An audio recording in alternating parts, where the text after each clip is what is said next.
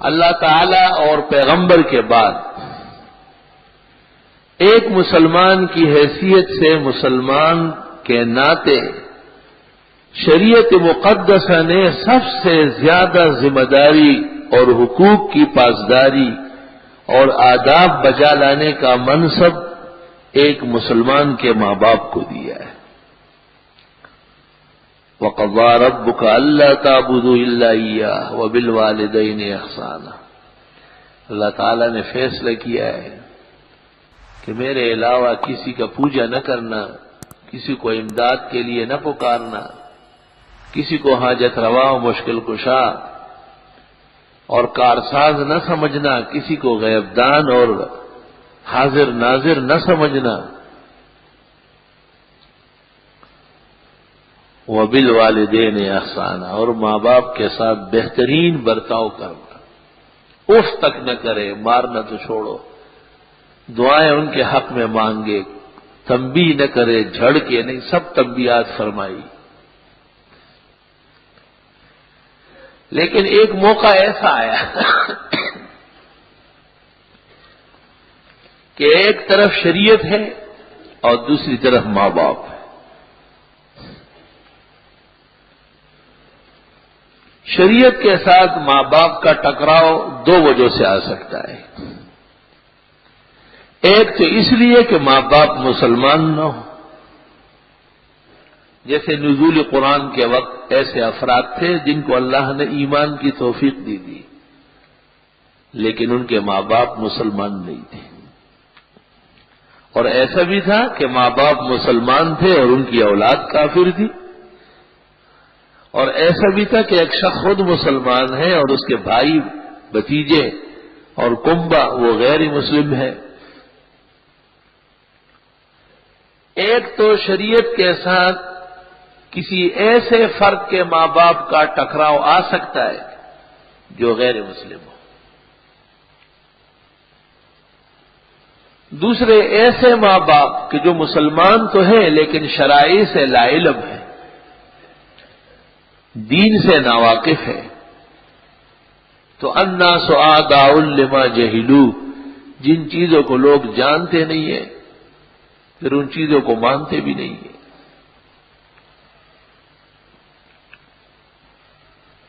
یہاں ایک خاتون نے مجھے خط لکھا کہ میرا ایک نوجوان بچہ ہے، وہ آپ کی خدمت میں آتا ہے اور اب یہ بھی اس کی داڑھی آنے لگی ہے اور اس کے بال چہرے پہ نکل آئے۔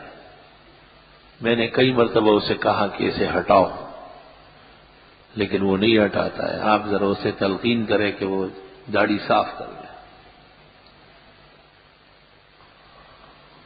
میں نے اس سے پوچھا کہ آپ مسلمان ہیں؟ تو کہنے لگی کہ ہاں بالکل۔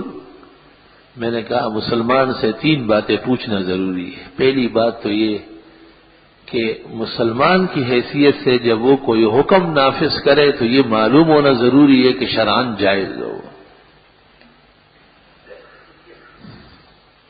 میں نے کہا اگر آپ ماں کے ناطے اپنے بیٹے کو یہ کہے کہ آج بجائے کھانے کے انسانی غلاظت آپ ایک چمچ کھا لیں اور آج چائے کے بجائے آپ پیشاب پی لیں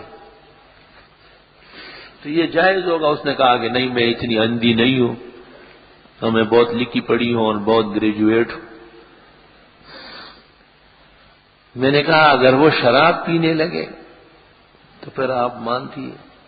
کہنے لگی کہ شراب تو بہت لوگ پیتے ہیں۔ میں نے کہا شریعت مقدسہ میں اگر کسی نے پیشاب یا پاخانہ کھا لیا تو اس کو ایک کوڑ بھی نہیں مارا جائے گا، صرف اس کو ڈانٹا جائے گا اور تنبیہ کی جائے گی، لیکن ایک قطرہ شراب کا اگر حلق سے اتر گیا تو اس کو 100 کوڑے مارے جاتے۔ میں نے کہا جس کو آپ غلیظ سمجھتی ہے اس کو شریعت اہون کہتی ہے، اور جسے آپ عام بات سمجھتی ہے شریعت اس کو بہت قبیح جرم مانتی ہے۔ یہ شریعت سے ناواقف کیوں ہے آپ؟ دوسری بات یہ کہ میں نے کہا داڑھی پیغمبر صلی اللہ علیہ وسلم کی تھی اور پیغمبر صلی اللہ علیہ وسلم نے امت کو کہا ہے کہ داڑیاں بڑی بڑی رکھو، واف اللہ، چھوٹیاں ووٹیاں گنجیاں پنجیاں نہیں، پوری داڑھی، چہرہ بھر کے ایک مٹھی۔ سر ڈھک کے آیا کرو. یہ کہاں سے نکل آیا بغیر سر پہ ٹوپی رکھے؟ تمہیں اتنا پتہ نہیں کہ اللہ کا گھر ہے؟ ننگے سر والے پیدا ہوئے. جنرل صاحب کو ان کا کوئی خیال نہیں، انتہا پسندوں کے پیچھے پڑ گئے وہ.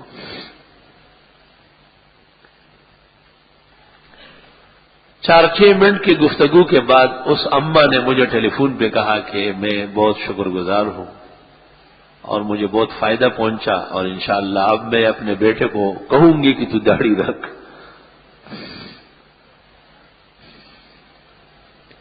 اور کہا کہ اس لیے لوگ جب یہاں آنے لگتے ہیں تو وہ داڑیاں رکھ لیتے ہیں، اور میں اکثر دیکھتی ہوں کہ لوگ پریشان ہوتے ہیں کہ اس مولوی کے پاس جو بھی آتا جاتا ہے وہ بالکل مولوی ہونے لگتا ہے. میں نے کہا مولوی ہونا تو بہت دور کا کام ہے اور بہت مشکل چیز ہے. جو ہمارے پاس مدرسوں میں ہزاروں پڑھتے ہیں، ان میں سینکڑوں نکل آتے ہیں. خدا تعالیٰ کسی کو حرام سے بچنے کی توفیق دے اور حلال کی زندگی گزارنے کی توفیق عطا فرمائے تو یہ ہم سب کے لیے سرمایہ عظیم ہے کہ اس ناسوتی عالم اور عارضی اور فانی زندگی میں ایک مسلمان حلال کا پابند ہو جائے اور ناجائز سے بچ سکے. یہی ہماری کوشش ہے.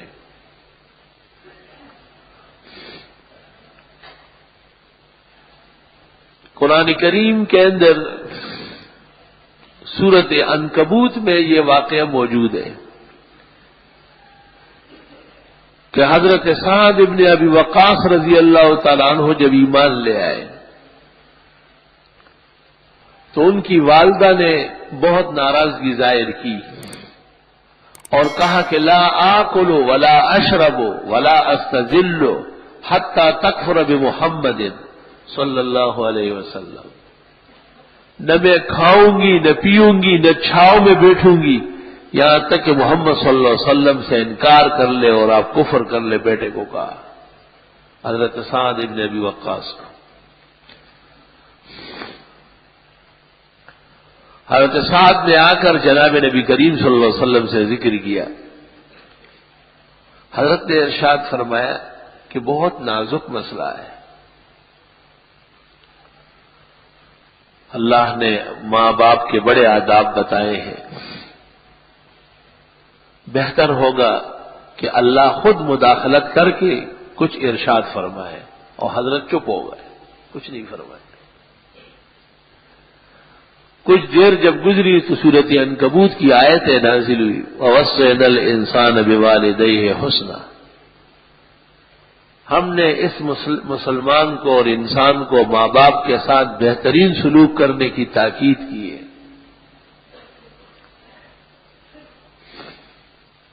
وَإِن جَاهَدَاكَ عَلَىٰ أَن تُشْرِكَ بِي مَا لَيْسَ لَكَ بِهِ عِلْمٌ فَلَا تُطِعْهُمَا.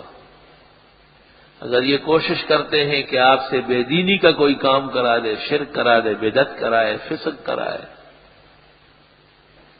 تو یہ بات ماں باپ کی نہ ماننا.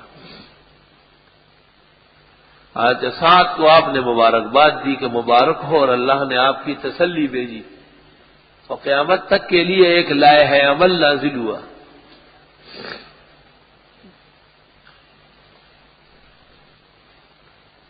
اب دیکھو، ایک طرف شریعت اسلامیہ میں اللہ تعالیٰ اور پیغمبر کے بعد جو اہم اور مہم مقام ہے وہ ماں باپ کا ہے، لیکن جب انہوں نے بھی اسلام کے خلاف بات کہی تو اللہ تعالیٰ نے قرآن میں کہا کہ فَلَا تُطِعْهُمَا، ماننا نہیں.